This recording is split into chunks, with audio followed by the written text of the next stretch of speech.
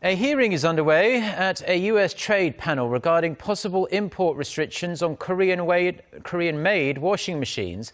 This after the U.S. International Trade Commission determined earlier this month that cheap Korean imports were hurting its domestic competitors. Eugene He reports.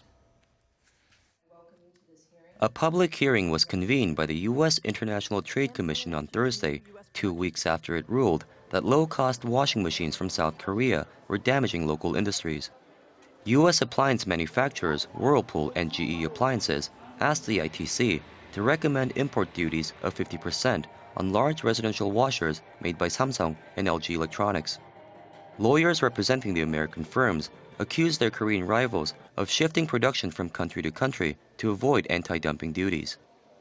Samsung and LG will find a new way to cheat Whirlpool and the rest of the U.S. industry, violate the spirit of the Commission's decision. Officials from Seoul's trade and foreign ministries, as well as business officials, were also present at the hearing to argue against possible safeguards.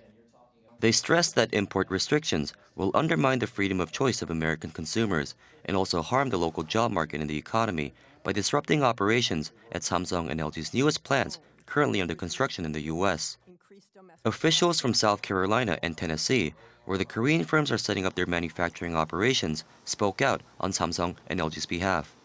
I'm here to urge you to vote against any trade restrictions on Samsung, on large residential washing imports. It would hurt the workers and economic growth in my state.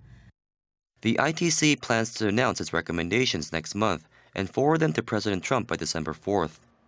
Trump is then expected to make a final decision on the matter within 60 days of receiving the recommendations. Eugene He, Arirang News.